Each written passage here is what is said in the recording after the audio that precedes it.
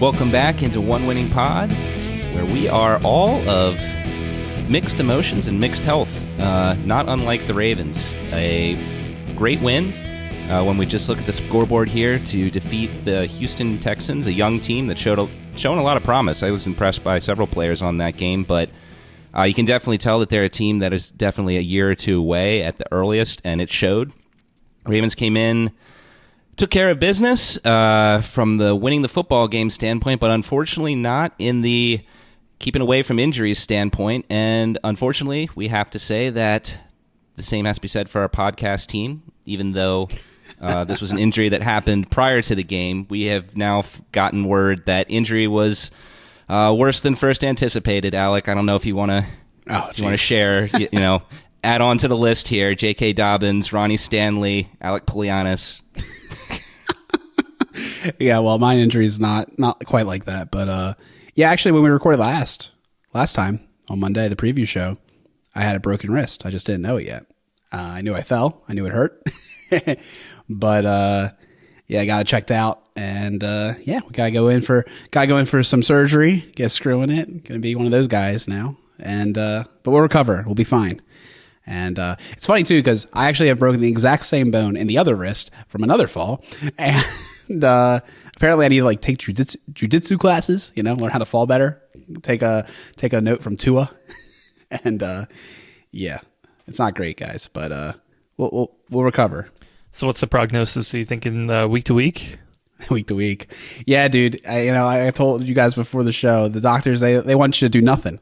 I can't imagine what the conversations are for these guys that have to play football with these injuries, They're like, if you could never use your arm again for the next, 3 months, that'd be great. And you're like, well, that's not really realistic, right? Can we be a little bit more reasonable? But yeah, I mean, these injuries, guys, I really want to take a moment for JK because, how incredibly heartbreaking for this man. Obviously had the huge injury just 2 years ago, took a year completely away, and then half a year, the next year, he wasn't 100%, still recovering, had to get a scope. And, he held in, trying to get a contract to protect himself from this exact scenario. And here we are. He played some downs, had a touchdown, was almost about to get another touchdown. And then he's out for the year with an Achilles. And we know how detrimental an Achilles injury can be for an explosive athlete. And I feel for him. I do think he'll get another opportunity in the league and he will be back, but it's also just dang, it's going to be different, undeniably different. Most definitely. Yeah. I mean, the Ravens backfield, I think we have the guys to weather this storm. Gus Edwards, we know year in and year out, he's been a guy who can really help this team. Still stands to see, can he continue to be the same guy outside of a Greg Roman offense? There were some promising signs in this game, but still not enough to really fully answer that question. Even still just one game still, but I think we want to see some more from Gus in this offense. Justice Hill had a promising preseason once again. Did have 2 touchdowns yesterday. Granted, they were both short yardage, but I mean, still, career high for him in the scoring category. You love to see that. But neither of them are JK, and I say that as being someone who loves Gus Edwards and is rooting for Justice Hill to finally be something in this league. Dobbins just has a playmaking ability that those guys just can't replicate. We saw it on display on that touchdown that JK had. The shot of him just diving over the end zone, that's stuff you put in Nike commercials. That's stuff that goes on posters. That was an excellent play. And it's just the bad luck this guy has had with injuries over the past few seasons. It is heartbreaking, like you're saying. You care for these guys, you do. We see them go out there, they put their blood, sweat out there, and try and win games for us fans over here who can't do anything but shout at the stadium. And just the way sports is, particularly football. Injuries can happen, and they can derail an incredibly promising career, and who knows what's going to be next for JK. He's a guy who's a fighter, but I mean, still, having this happen now 3 years in a row with these injuries, man, you just hope he's in a good place and that he can weather this well. I think I was reading the after game presser. Patrick Queen was really emotional when talking about the injury. You can go back and read it on ESPN, but because I don't remember the specifics right now, but Queen particularly is pretty emotional. I'm sure there's other guys on the team who feel the same way. It's one of their brothers out there, and it's just not. This is going to be another year where J.K. is just not going to be able to be on the field to prove what he knows he can do. So prayers up to him for things to work out. But that's just a devastating blow for J.K. first and foremost, but also a devastating blow for the Ravens. Yeah, just, man, couldn't even get through 1 week, too. I mean, the timing of it is just absolutely terrible. I agree with you guys. I think, as far as the roster, I think even Harbaugh said it. I think, they were like, hey, we've got all the guys we need in-house. So from a roster perspective, you can't replicate JK, but I think the coaching staff is pretty confident. I feel pretty confident in the guys we do have.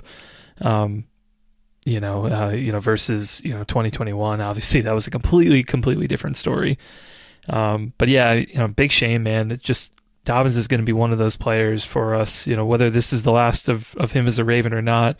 So much potential. I mean, we were all so excited. At least maybe not initially, but after the after the pick, it kind of sunk in a little bit, and we realized okay, he's really going to upgrade this running back room for us in 2020. And he did for that 1 year, and we were really excited for him. But man, just so much potential, so much we really wanted to see from him, and it just sucks, man. These injuries really have kind of sapped a lot from him. You hope that he's able to come back at some level, be able to get for it. But I mean, the real question for him in his career is being able to get through it mentally, and then if he wants to come back, just whatever to do with his body to be able to last, because it's just a shame that it seems like if it's not one thing, it's another with him. And unfortunately, not the first injury of the day. Another major injury, it seems, of Marcus Williams. The latest update from Coach Harbaugh is that they, he's seeing the doctors and trying to make a decision on how to proceed with this pectoral tear that he has going on. And Marcus might be out for the year almost. I mean, I think he might be available by end of year in playoffs, but it's kind of similar to last year, but it seems like maybe even a bigger chunk.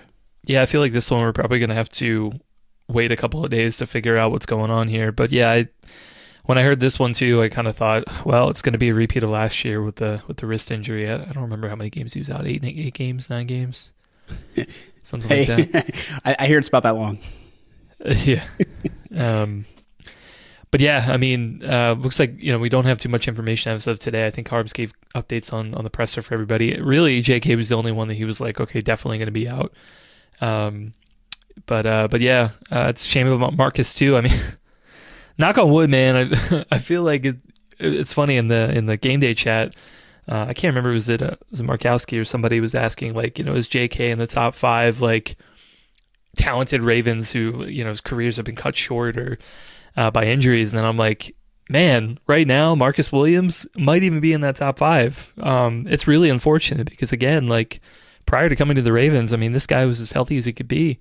Only missed a couple of games with Saints, and now just kind of 2 fluke injuries, honestly, from him, and be able to miss all those games, and absolutely sucks. I hope that he's able to get back. I mean, fortunately, pec muscles I don't think are as bad as an Achilles or an ACL or anything, so I think he should be able to come back. But definitely does suck from the roster perspective. You're going to miss him. He's a great player.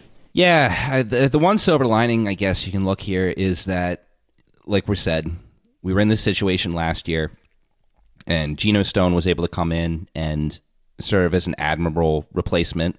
Obviously, Stone can't do everything that Williams can do, but he had a really good season last year in that role. I assume we're going to go right back there. You've got Kyle Hamilton here as a year older, a year savvier. Hopefully he can have a big year, and that will help lessen the load that you're going to lose here with Marcus Williams. And of course, our defense is going to be at its best with him out there. But you at least have to be happy that this is a position where we have depth, and same at running back too. It doesn't lessen the fact that it happened to a certain player, but the Ravens do have a contingency plan at both these positions, and it's a contingency plan that I think is pretty solid, and as long as everything else stays upright, can keep this team most certainly in playoff contention. But it's still going to make the road harder. So those two injuries, yeah, certainly those are the ones that seem to be longer term. What might be shorter term, although we still need to get more information, but from what we know now, they sound a little more promising. Ronnie Stanley, unfortunately, back on the injury report, he went down and was out of the game. And then not too long after that, we saw Tyler Linderbaum fall to the ground, and he had to be helped out. Again, I think we're waiting for more information, at least last I saw, but those injuries do seem like they're going to be shorter term, which is good because while we're talking about, we feel somewhat comfortable with the depth at running back and at safety, offensive line, I think our depth there is a little leaner. Yeah, week to week for both those guys. And, in Harbaugh's speech, that could be anything, but, I feel pretty confident that it'll be a couple weeks probably for both of them based on kind of what the injury looks like and all of that. Stanley, it's tough. The guy didn't really get to practice much. He's on rest days still with the ankle. And obviously this is not the same thing as the knee, but all part of that system. And, he might be a little bit slower to come back just because of that concern. And then Linderbaum, I mean, man, he got rolled up on pretty bad.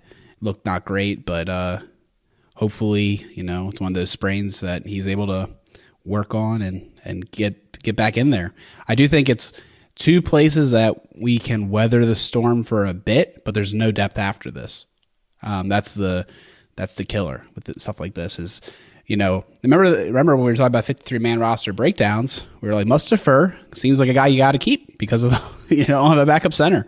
And it didn't take long for him to get some game action. So now there's nobody. I mean, technically McCary, but he's now playing tackle, because of Stanley. So Falele is available, and then you could play Cleveland at tackle. They did some of that during the preseason. I mean, it gets nasty quick. So definitely want to see these guys get back, and just a shame. Adds on to the Marlon Humphrey injury and Mandry's injury. Mandry's got tweaked at the last minute and couldn't play.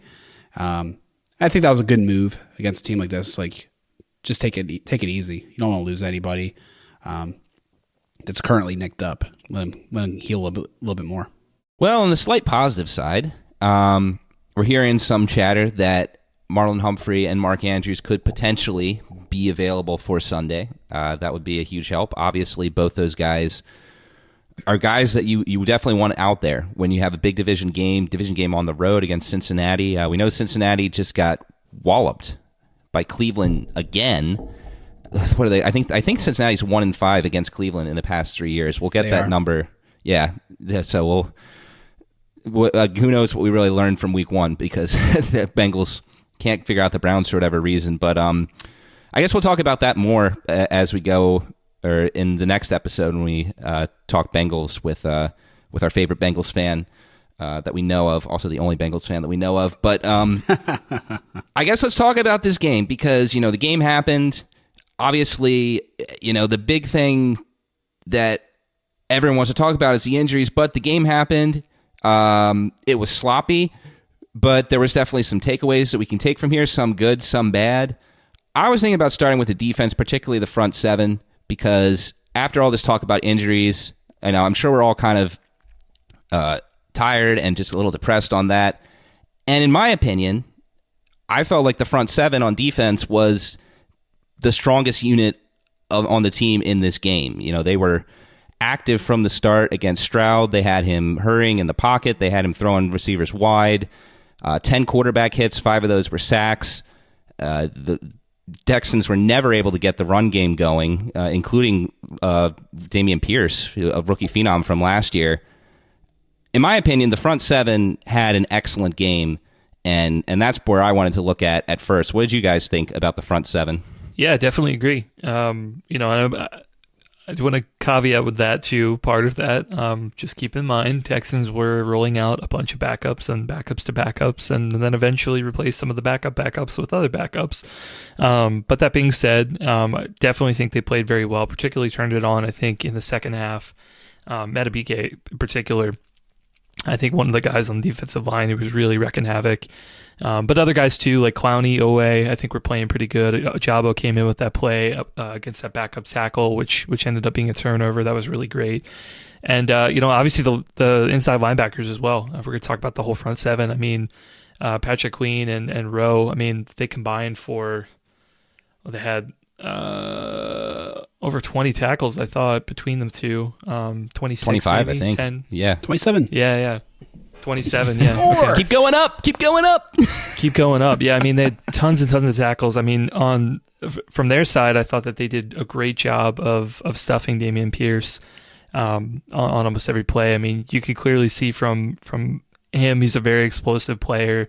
To be honest, I mean, I kind of looked at him and, got a little worried at some point sometimes, right? I mean, Texans coming in with a backup line, like, yeah, they might not be able to pass protect, but I think they could probably figure out run blocking. And with a guy like Pierce behind them, like, I feel like it could have been pretty easy for them to kind of take control of the game. But Ravens didn't let it happen. So, lots of positives. Yeah, nobody runs on this team. Like, they didn't do it end of year last year. They're not going to do it this year. As long as PQ and Rowe are back there, forget about it. I mean, they just anything that gets past the front four, which isn't necessarily that much, it's not like they're doing a bad job. They're going to wrap up. It's just the way it is. And that's super cool. I mean, we saw a ton of nickel, very little base. I was calling them out a little bit more often than normal. I was trying to educate Rachel. It was her first game with me, and I was trying to point out some stuff. But it was fun to see how well they were playing, and they're not even being shy about saying that they're the best, pair in the whole league, and I think it shows. I mean, and it's cool. I do think there's a big ripple effect. We saw solid pass coverage out of those guys, making big plays, blitzing, high leverage blitz plays, stopping fourth downs.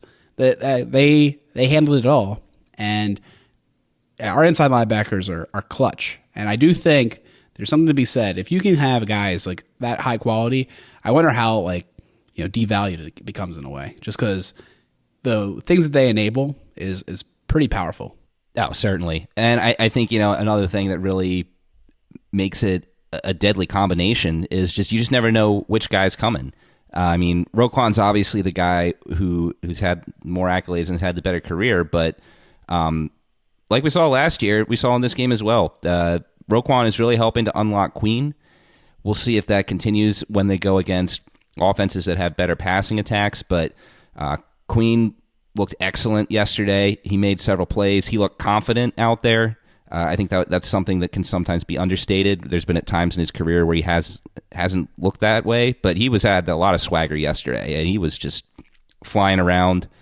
So, when we talk about the front seven, I think you definitely start with those guys. Those guys set the tone for everybody else. And, I'm going to shift gears here, but, we're talking about Pierce of the Houston Texans. Another Pierce showed up in this game, but on the Ravens side, Michael Pierce, his first action with the Ravens in his second stint. I tell you what, this guy, for a guy as big as he was and who hasn't played as much football as he has in the past few years, I was actually pleasantly surprised with what we saw with him. I thought that he was pretty good in pass coverage. There was times where he was, pass rush, I should say, although they did drop him back in pass rush at least once early in the game. There was a couple times that he was in the backfield. At one point, he came close to sacking Stroud. I can't recall when this was. I couldn't double check it, but I'm pretty sure what he actually did was prevent us from getting a sack because he forced the linebacker who was chasing Stroud to shift direction, and that allowed Stroud to wiggle out. But I mean, the defensive line had a great game as well. Chris mentioned Matabike. He had a really good game. Broderick Washington was really good against the run. But I mean, those guys we kind of expected. Travis Jones played well as well. We'll talk about the penalties they had too, because that was the one knock I think you can have against them. Mm-hmm. But Michael Pierce is a guy that we don't know what to expect from this guy. He hasn't played much football in a while. He's on the older side. So, maybe he looks so good because our expectations are kind of out of whack for him. But I thought he looked pretty spry and agile for a guy his size and age yesterday. Yeah, I mean, like I said, all positive things. Obviously, it's week one, so the expectations for this week, I think, are definitely going to change, right? And especially with a guy like Pierce too, I think the defensive line, I think, is going to have to be able to survive on rotating guys out and keeping them fresh. I mean, it's not like last year, even last year, I guess that wasn't really the plan, but last year, I mean, with a guy like Calais Campbell who could play a ridiculous amount of snaps even at his age, I don't think that's what the Ravens want to do this year. I think even in this game, I think they rotated out guys quite a bit. Which is why I think you saw more of like Madubuike in the second half. I think they had him play a little bit more at that point versus like Jones and Pierce, I think, in the first half. But yeah, I mean, I thought all good things. Certainly, want him to stay healthy. That's number one. He only got through a couple games last year, so yeah, all positive signs. I'm looking through the game book, and I don't even see the snap counts. I'm going to start looking at other sources, but like I was trying to see the kind of distribution of all the snaps. I will say the second half of the show for both sides, offense and defense, way better. They definitely made some good adjustments at halftime. You could kind of start seeing what they wanted to be long term. Another guy that was solid for the Ravens was Owe in this performance. 7 rushes, pressures, which was on the top in the league for week 1. And he looked like a more well-rounded player. Definitely. Owe was always around the ball in this game. You noticed it watching live, and then it stuck out even more when watching the replay. No actual sacks, but I think those pressures are just as important, if not more, like you pointed out there. Stroud, I think, I haven't had a chance to look at what the actual numbers are, but it seemed to me like he was hurrying his throws. Like he was trying to get the ball out of there quickly. So, there wasn't a huge amount of opportunity for sacks, which I think makes that 5 sacks that they did actually get a little more impressive, too. But, yeah, and of course we have to caveat all this that this is against Houston, but I still think that this was the most complete game we've seen out of Owe to date. This is a guy who looked like a former first-round pick in this game. They were lining him up in multiple locations. He was in the backfield a ton, like we said. This is what we want to see from him week in and week out. And then now that's the next step. It's consistency. That's been another huge thing with him. But incredible first game for Owe. I can't say enough good about it. It's just what we've wanted to see from this guy, and hopefully it continues because it was huge. It was huge for them in that game. Yeah, for sure. I mean, yeah, even with Owe, I mean, he's going up against Tunsil part of the game, and I don't know about you guys, but I remember seeing a couple pass rush events with guys kind of rushing up against him. I think I remember Clowney rushing up against Tunsil, and Tunsil completely won that matchup. Nothing against Clowney. I'm just saying, like, he's, despite the injuries on Houston's line, like, Tunsil's still one of the best tackles in the game for sure. So, yeah, I think to that point, I think Owe played really well. Another thing I think was kind of also there too is, if you guys noticed, I feel like Stroud, when flushed right, I think he was pretty accurate on the run when he was getting chased, and ended up making a couple of really good throws downfield to be able to move the chains on a couple of third downs. So now when he's rushed to the left, obviously, I think that's where you saw Madubuike sack. Obviously, he doesn't have time to be able to set his feet. Madubuike was able to catch up and then sack him. So, I feel like that's kind of part of Owe's pressures, is just knowing, like, okay, well, he's on the left side rushing right, so that's exactly where Stroud wants to go, and he's still able to make a throw. So all good stuff from Owe. He was definitely one of those players I felt like I noticed a lot. Other than that too, I mean, I feel like the secondary, one of the things that kind of really surprised me is obviously going in, no Marlowe. Rocky Sin was also not playing it a whole lot, so we saw a lot of new cornerbacks, and I thought, for the most part, obviously, you gave up a few completions and things like that. I mean, some guys had a lot of, completions, but I didn't think that they really mounted so much. And overall, pretty positive coverage. I mean, I feel like Brandon Stevens played pretty well. Darby also played really, really well. I thought early on he had that really nice tackle to stop the Texans on 4th down. That was really great.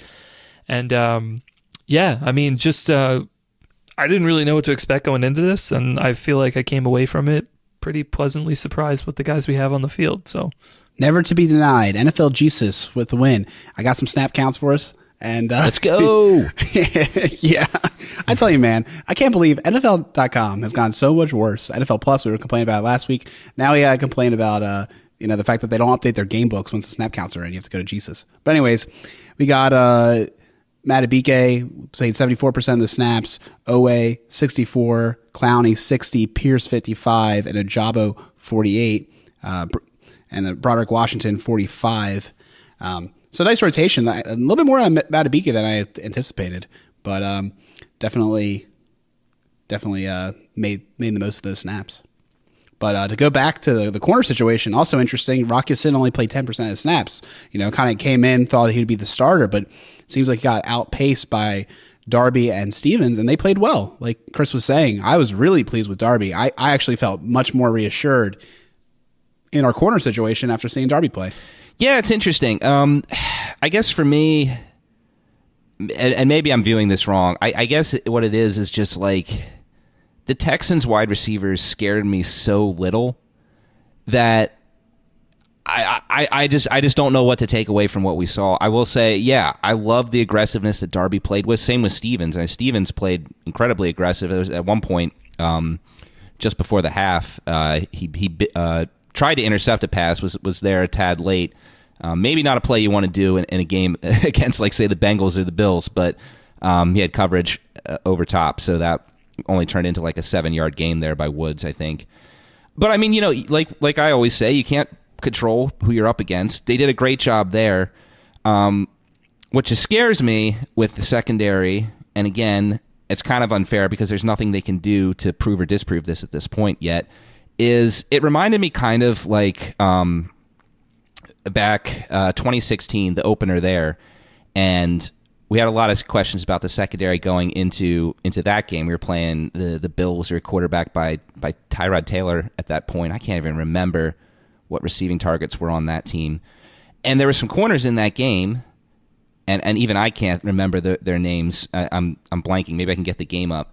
And we were really impressed with how they played in that game. It seemed really similar to this. And then several weeks later, when we played actual passing offenses, a la, New York Giants with Odell Beckham, it just completely fell apart. So, and again, I think it's unfair for me to say, like, oh, well, because that happened then, like, I take what happened in this game and I can't say anything positive about it just because of the level of competition. But yeah, I mean, they did what they needed to do in this game. I would have liked to see them have a few less completions by Stroud there. Him eclipsing 200 yards, sure. A lot of them were empty calories throws. Still didn't love it, but yeah, I mean, if they play like they did here, great. It's just hard for me to gauge how this is going to translate even next week. Oh yeah, I mean that's the big test. That's always the thing we've been talking about for weeks. Look at past this game. Wanted to win it. We're sloppy at first. Got a little bit of scare, quote unquote. If you just look at the scoreboard, 7-6 at the half. Oh my goodness, the Ravens going to blow it. Yep. Nah, they weren't going to blow it. I mean, I was telling Rachel, I was like, it's not that close. Like I'm just watching it. Like the dam will break. The dam has to break. Like we're playing so much better than them. It's just. But yeah, it definitely did in the second half break. And guys like in the secondary were covering so well, with the pass rush being what it was, they really protected Stroud from taking like long reads downfield, long passes. The ball was getting out so quick, it was hard for the pass rush. And I had it known there that the pass rush was a little disappointing. And then Peter was like, hard to disagree. And I was kind of like, yeah, I get why you're saying that, because I guess I was just really hoping they would let us feast on him,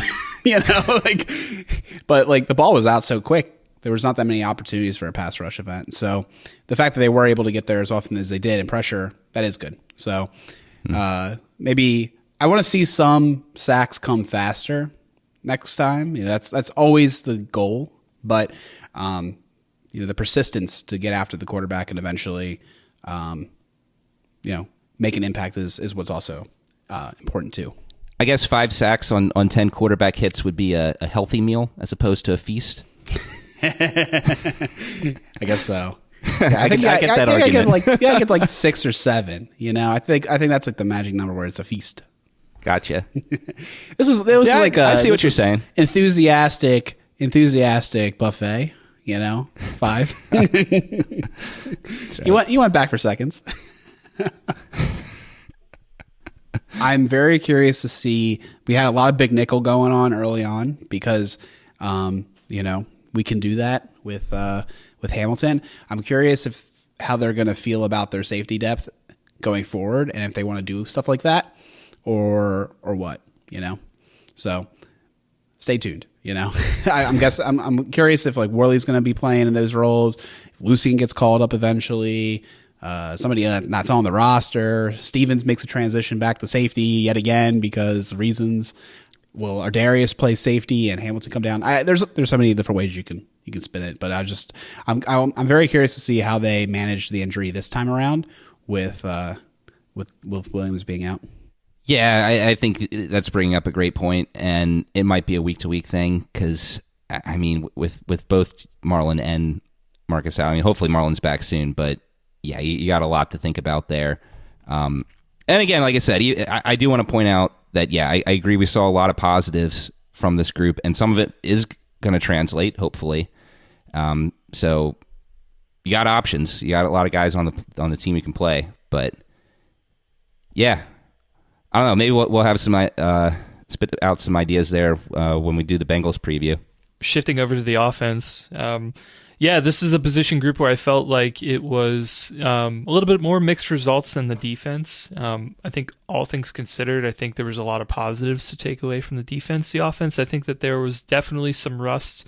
I feel like you could kind of see the decision to not play all the starters. Not saying that was a bad one or not, but you could see that the decision to not play as many starters in the preseason caused some rust.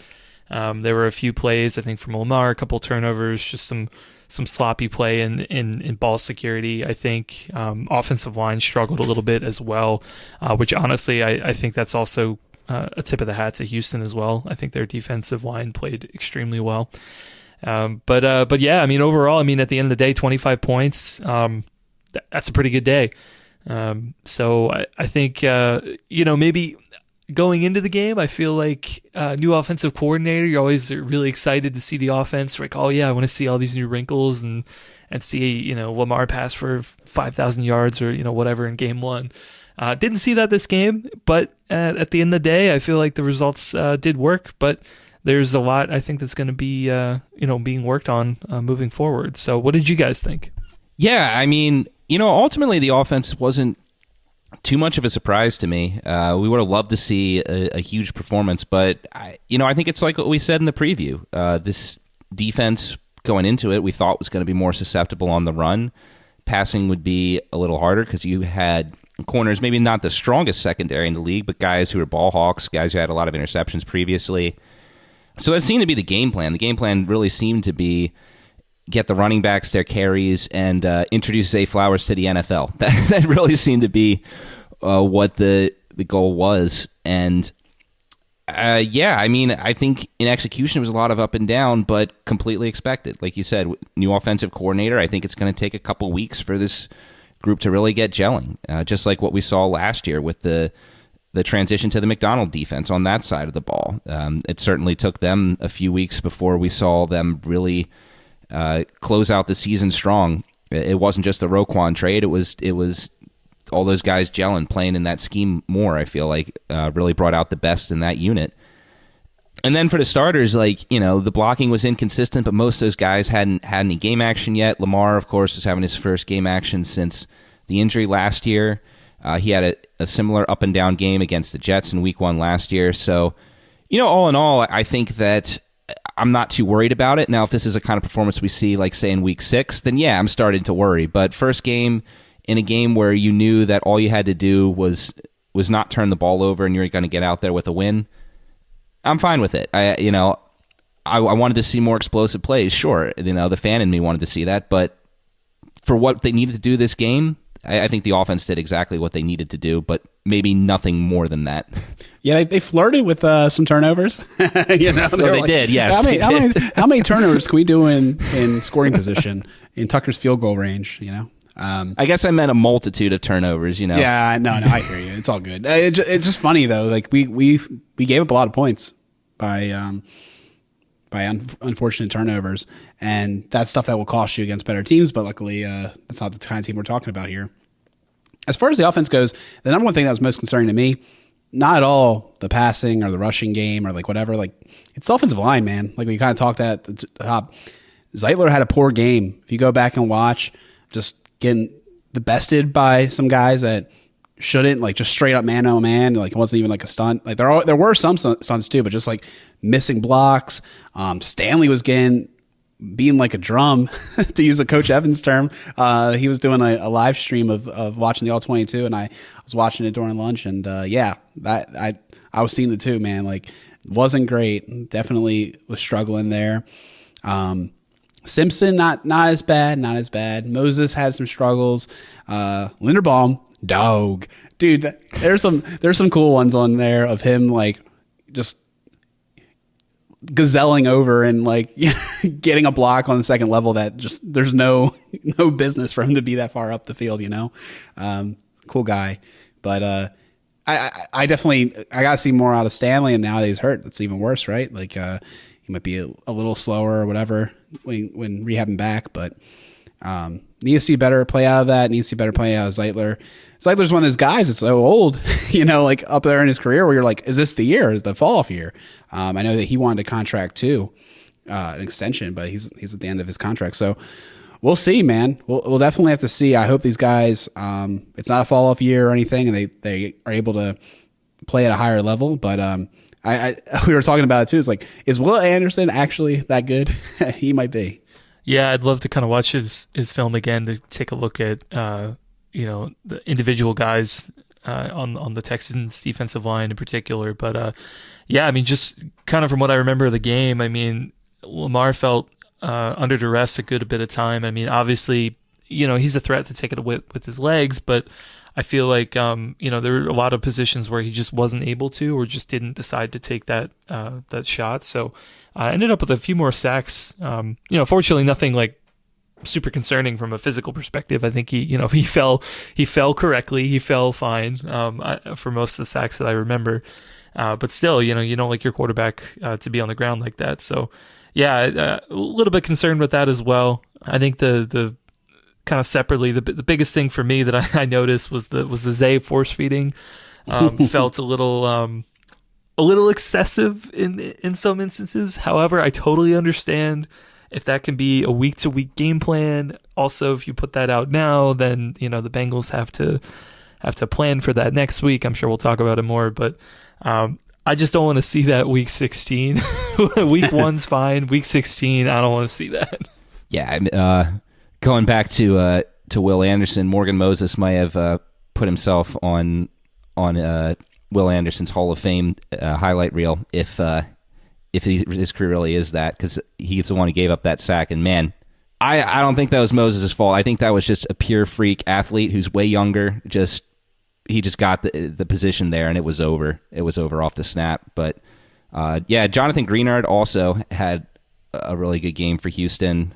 He was a guy we talked about, had a really good 2021.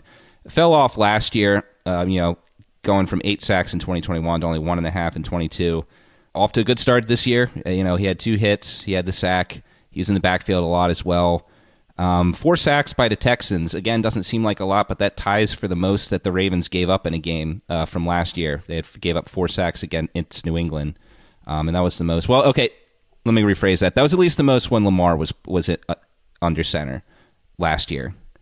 But yeah, I mean, credit the Texans defense. These guys were young, they were hungry, and they played that way. But going to your point with Zay Flowers, yeah, I'm on you with that too. I hope that was just, let's give this guy some easy plays just to kind of, get his feet wet in the NFL. If nothing else goes well, at least there's these plays that are just like, you can't fail on these, right? But I think that there were a couple other times during this game where he ran actual routes, got open. Lamar was able to hit him, or he got in the open field, and he was able to show that same elusivity, that same elusiveness that we saw in the preseason, right? he looks like he's ready. And while we will say, okay, so Texans, I think this Texans defense played harder than we were expecting. They were physical, particularly with Odell. Odell, man, they were not letting him get anything easy. They were on him all day. They really made him work. But, yeah, I think Zay had an excellent first game as a rookie in the NFL. And I was also impressed with Bateman. We didn't see him much, but when his number was called, he made plays. I think his first target, he had to come back several yards on an underthrown pass, extended his body, made that catch, made a couple other catches throughout the game. He looks healthy. He exited the game just fine. A really good day for all three of those receivers. Again, Zay got the big numbers, but I think Bateman and Odell, when their numbers were called, they made plays. And so, inconsistent play from the offensive line for sure, but I think we saw a really promising first game from these receivers. This was an amazing game from the receivers. Like I'm like so bought in because they didn't even have Mark Andrews, guys. Yep. They were producing without Mark Andrews, and likely I don't try to be negative on the show too much, but like bro was like maybe he needs to get the system down a little bit more. He was missing some blocks. We saw some really nice progression out of him blocking wise, and I thought he would take another step, but it seemed like he regressed a little bit. Maybe he was better of a blocker in a backup role, as a second tight end than the primary. But anyways, this was amazing. I mean, I think you can't understate how well Bateman played. Like, he didn't get the touches, but if you look at the all-22, the guy was wide open several times. And, like, maybe the pass rush broke down so that there wasn't a good throwing lane, or Lamar just straight up missed. Like, he should have gone to that other side of the progression. But, Bateman looked really solid. Odell, savvy as ever, getting these PIs for 40 yards. I mean, that's something. That should be in some stat category. Can't not pay attention. And total bailout, Like, the one was a bad throw in double coverage, and he just ran into the guy and got the contact. I mean, just savvy stuff, right? Like, definitely kind of playing it a little bit. I feel like, a little hamming it up for the refs, but yeah, just really savvy. And then of course, you got Zay Flowers, which is just he's like that guy already. Like I'm 100% sold. He does this in a regular season game against a team that I think we will say has a good defense by end of season, with defensive minded coach, good young players, etc. Like, they're definitely trending in the right direction and well coached. I mean, the guy though, you can't coach like breaking ankles. Like, the guy just unbelievable with making the first guy and the second guy miss. And he doesn't need to have. That's the best thing about it too, guys, is like he doesn't need to be schemed open. We saw him run an out route, great timing, wide open, easy. He was able to successfully read leverage and read the coverage and be like, oh, if I like veer towards the left here, I'll be wide open and get a 25-yard catch. Like knowing how he can work that. I mean, he made production on real routes, not just let's give it a screen and see what he can create. And then, of course, you have all these like jet motions, which is like just icing on the cake, right? That he can do those kind of things and be kind of a distraction. But I honestly think you'll see less and less of that as the year goes on. I do kind of think, like we're all saying, maybe that was just to get his, his feet wet. Yeah. I mean, certainly. I think at that out route that I remember you talking about, like, yeah, that was a great route by him. It was all these little jet motions and kind of screens to him where it's just like, okay, we know you have Zay, we know he can make some guys miss, but like doing all that for like 3 yards doesn't really make much sense. Chris, I'm going to call it right now. That screen they threw, they're going to throw it to Likely next time. They're going to pump it and then throw it to Likely, and it's going to be a touchdown. Or like over there, yeah, or Andrews, or whoever it is. It's like the way it's schemed up. Like that's the counter, yeah. Right? So yeah. Like, I mean, it's one of those things that, I mean, you gotta account for it because he got like 10 yards on that play, Right. Right. Yeah. No, I was actually going to say, I mean, from my perspective, actually, I want to kind of tie this back to Odell because I wanted to talk about him a little bit more for a minute, but. It was one of those things I felt like, a little of these plays, like it seemed very clear to me that the Texans were playing really close man coverage. They were playing right up on guys. Honestly, if the refs wanted to, I feel like they could probably have called more flags. It was a little bit surprising maybe that we didn't get as many as we could. But, I mean, the way to beat that, like, you got to try to beat guys deep, right? Push them back a little bit. And I felt that was actually where Odell shined, particularly in the second half. Like, yeah, he was able to draw those pass interference calls. And while, like, yeah, maybe you look at it, you're like, maybe he kind of just pushed off on the guy. Like, well, I mean, that was, in essence, I think that was what it was there for, right? To kind of stretch the field a little bit, push the Texans back, try to beat that man-to-man coverage. Because, whatever the Ravens were throwing to these little screens on the outside, like, the Texans were all over it. They knew where it was going to go. They rallied really quickly. So, yeah, I think, to me, this game and some of the offense there, like I said, it wasn't the worst thing we've seen. Like, we've seen the Ravens offense been much, much worse. But it was one of those I looked like, I'm looking like into late in the season, postseason, trying to figure out, okay, what are the counters for this offense? Like, what do you have to run and things like that? I feel like week one, the coaching staff, what they're probably looking at is like, okay, we're going to throw some of this stuff out here, and we might try some plays here or there, and they may work a little bit. They may not be the best play in a particular situation, but I feel like it's a teachable moment, right? You're going to be looking at this and exactly what you said, Alec, right? If you're going to throw this screen here, yeah, it may not have worked too well, but we're setting up some other things we want to run later, right? We're teaching these young guys like, okay, in this situation, you might see this, and, defenses are going to counter with this. Well, we're going to throw this in here, and then the defenses are going to be caught off guard because we do something else, right? So, yeah, after kind of thinking about it a little bit more, I'm like, week one, like, these things I feel like start to make a little bit more sense in the context of like a fuller season as teachable moments. Yeah, there's a lot to learn from here.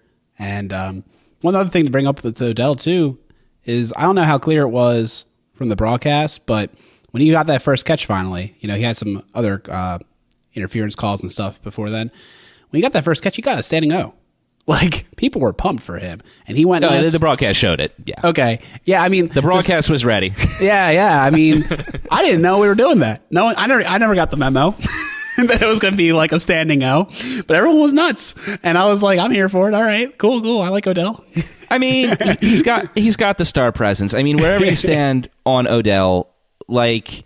What's undeniable is that the man's been around the league. He's made a lot of plays. He's a star in this league. Is he the guy that he was when he burned us back in 2016 or 2017, whenever that was? Very likely not. But like you were saying back in training camp, you were saying that you could definitely see Odell being like an Anquan Bolden type for this team, maybe even if that's a Bolden light. And if it continues like what we saw yesterday, I'm totally bought in on that. He was, like I said, the Texans were physical with him, and so he just went right in there. He sacrificed for the team. He didn't get his catch till much later, only ended up with 2 receptions on the game. I think there are going to be games that we're going to see this year where he's going to be a focal point of this offense. Particularly, I think, in division games. We could definitely see that. Maybe next week.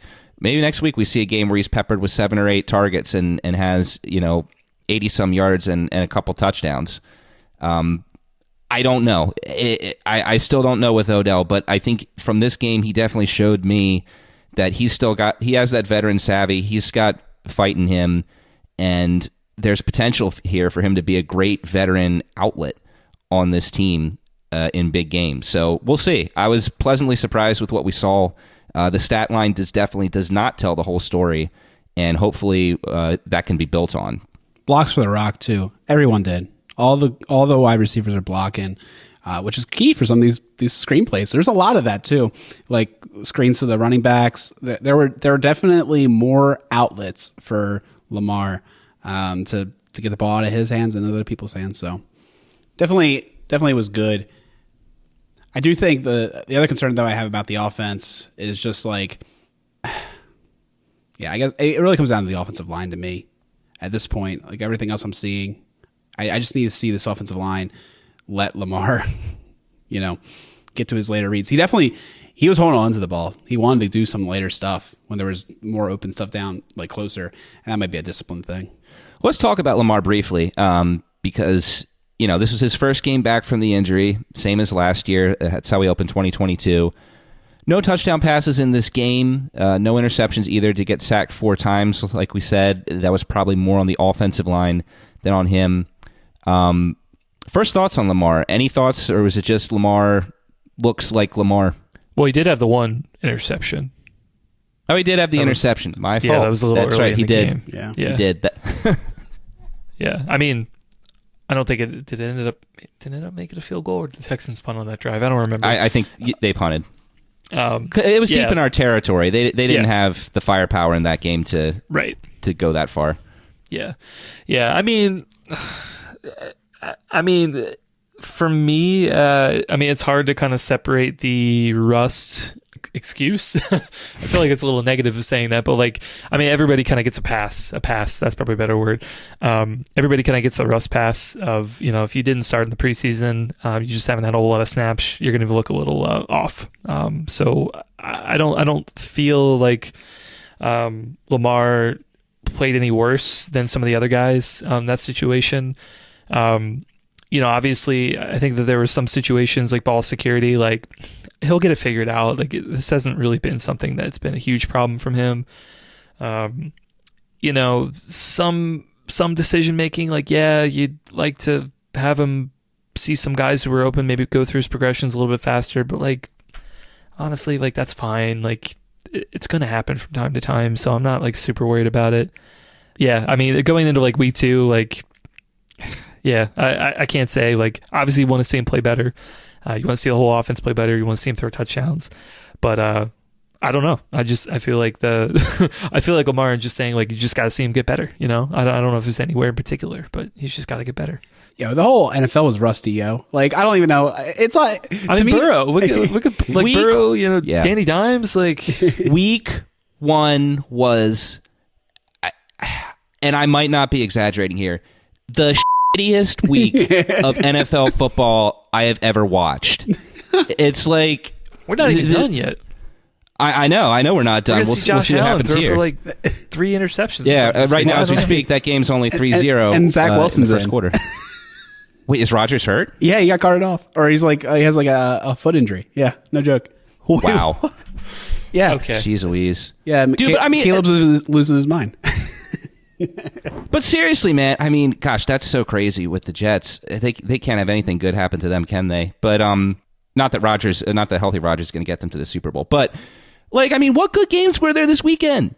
Even including the Thursday night one. That was cool that the Lions won, but it was more so just the Chiefs have no one who can catch the ball. Like, Mahomes threw game-winning passes, and the Chiefs were just like, we hate you. We're going to drop it. I don't know what the fuck happened there. Like, aside from Eagles-Patriots and the Chargers-Dolphins games, all the games were shit. Shame on you, NFL, for this stupid-ass 17-game season. It's coming back to bite you someday because the product is not going to be as good. This is going to be a thing that's going to keep happening. The teams are adjusting to the fact that Week 1 is basically an extended preseason, and you guys don't care because you're still making money, but the product is not as good. And rant.